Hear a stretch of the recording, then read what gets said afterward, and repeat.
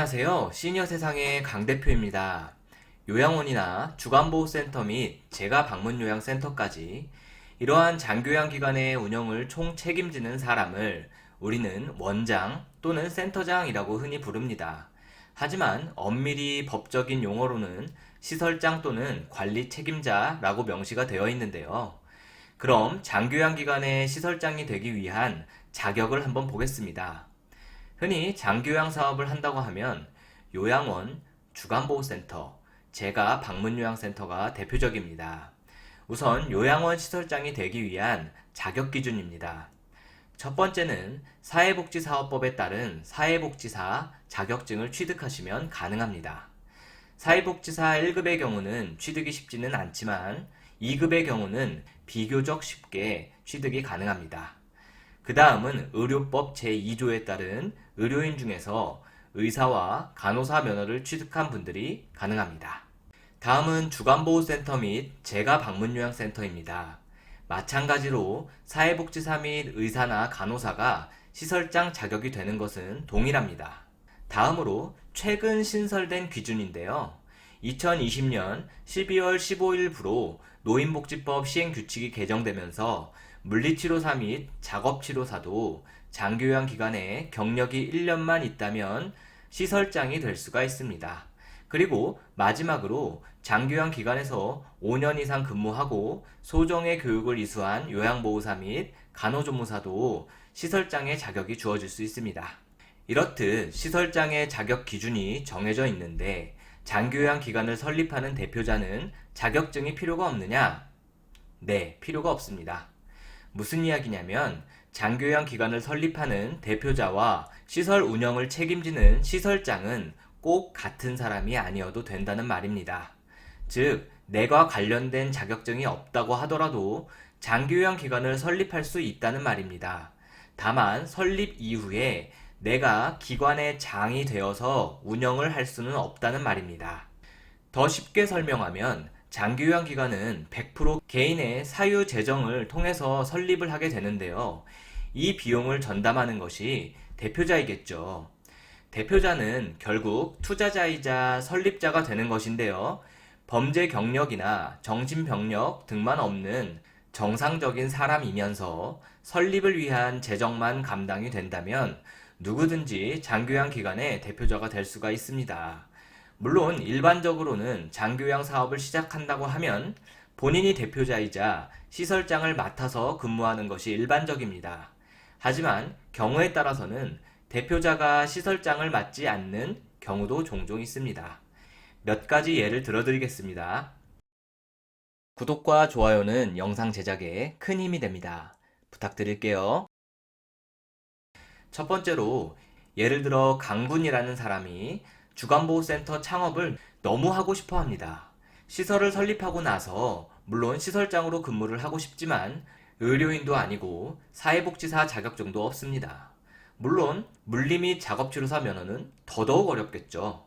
단기간에 쉽게 취득할 수 있는 면허가 아니니까요. 하지만 창업자금은 여유가 있습니다.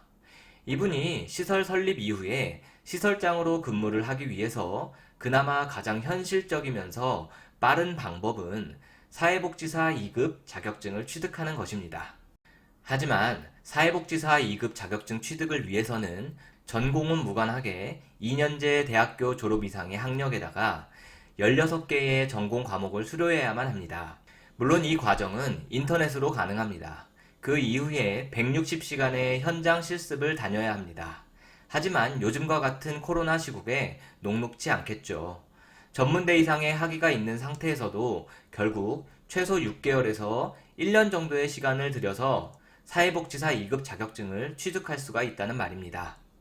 그래서 강군은 빠른 창업을 위해서 일단 대표자로 강군을 올리고 시설장은 장기요양시설 운영에 경력이 있는 사회복지사 선생님을 채용해서 시설장직에 임명합니다. 쉽게 말해 전문 경영인을 채용한 셈이 됩니다. 그 이후에 강군은 비교적 쉽게 취득이 가능해서 작년에 취득해둔 요양보호사 자격증을 가지고 본인이 설립한 주간보호센터에 요양보호사로 근무를 하게 됩니다. 이렇게 하시면 본인이 센터의 대표이자 요양보호사로 재직이 가능하게 되는 것입니다. 두 번째 또 다른 예를 들어볼까요? 송량은 강군과 같이 주간보호센터를 창업하고 싶지만 시설장은커녕 요양보호사 자격증조차도 없는 상태입니다. 이런 경우에는 어떻게 센터를 설립하고 운영할 수 있을까요? 당연히 시설장은 강군의 예시와 같이 경력 있는 사회복지사 선생님을 채용해야 하겠죠. 그런 이후에 시설장 이외에도 주간보호센터를 설립함과 동시에 꼭 배치해야 하는 필수 인력 중에는 자격증이 필요 없는 인력들이 존재합니다. 예를 들면 운전원, 조리원, 사무원 등인데요. 물론 주간보호센터에서 사무원은 표에 나와 있듯이 이용자가 25인 이상이 되었을 때 배치해야 하는 필수 인력이니까 설립 초기에는 없는 인력입니다. 이와 같이 자격증이 없어도 되는 필수 인력들의 배치가 의무사항이기 때문에 이 내용을 잘 활용한다면 심지어 자격증이 하나도 없더라도 기관을 창업해서 근무까지 가능하게 될 수 있습니다. 그러니까 아무런 자격증이 없는 송량이 주간보호센터를 설립하게 되면 대표자이자 운전원 내지 조리원으로 근무하는 것이 가능합니다. 그 이후 어르신 입소가 많아져서 25인 이상 출석하게 되면 사무원으로 변경도 가능하게 되는 것입니다. 이렇게 되면 별다른 자격증이 없이도 센터의 대표이자 근로소득을 가져갈 수가 있습니다. 마지막으로 드문 예시를 들어드리겠습니다. 강 대표는 앞으로 노인사업의 비전을 보고 요양원을 창업하고자 합니다. 하지만 본인이 현재 하는 일이 따로 있어서 설립된 요양원에서 근무는 할 수 없는 상황입니다. 하지만 노인사업에 참여하고 싶은 마음이 확고합니다. 물론 창업비용은 넉넉한 상태입니다. 이러한 경우에 강 대표가 개인 자본을 투자해서 요양원을 창업하고 시설장도 아니고 기타 다른 직종으로도 근무하지 않는다면 강 대표는 어떻게 수익을 가져갈 수가 있을까요? 장기요양 사업도 마찬가지로 개인 사업이기 때문에 투자를 했다면 투자금을 회수하고 수익을 가져가야 할 텐데요. 이런 경우를 위해서 공단에서는 대표자가 투자한 부분에 대해 수익을 가져갈 수 있는 회계 규칙을 마련해 두었습니다. 잠깐 보실까요?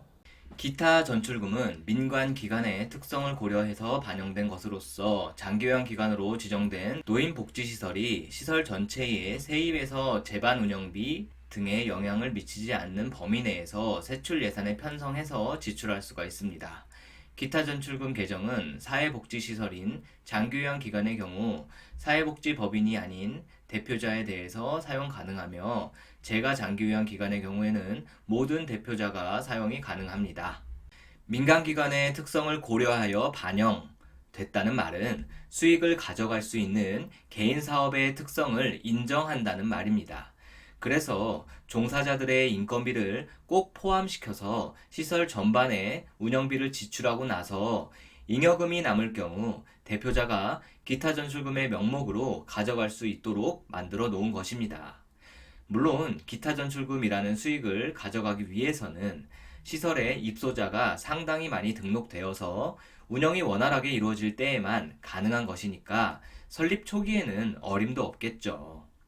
시설장 자격이 없어도 장기요양 기관을 설립하고 운영할 수 있는 3가지 정도의 예시를 들어드렸는데요. 물론 규모가 크지 않은 기관에서는 흔한 경우는 아닙니다. 하지만 장기요양 사업을 크게 생각하고 여러 개의 기관을 한 대표자가 운영하는 경우도 있는데요. 이런 경우에는 대표자가 시설장으로 근무하지 않는 경우도 많습니다. 한 사업체에만 집중할 수 없고 두루 관리해야 하기 때문이겠죠. 오늘은 이렇게 시설장의 자격이 없이도 장기요양 시설을 설립하고 운영할 수 있다는 것을 알려드렸습니다. 우리나라의 노인 사업은 아직도 초기 단계에 있다고 보셔도 됩니다. 향후 20년간은 노인 인구가 계속 늘어나기만 할 테니까요.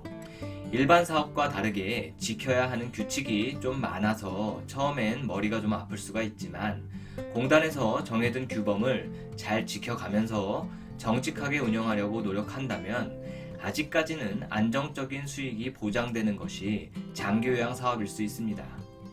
은퇴 이후에 창업을 고려하고 계신 분들이 계시다면 한 번쯤 고민해 보셔도 좋겠습니다. 하지만 오늘 영상이 길어져서 말씀드리기가 어렵지만 장교양 사업도 개인 사업이기 때문에 당연히 리스크가 존재합니다. 그러니까 무작정 뛰어드시면 안 되고 꼭 충분히 공부하고 고민해 보신 이후에 결정하셔야 하겠습니다. 시청해 주셔서 감사합니다.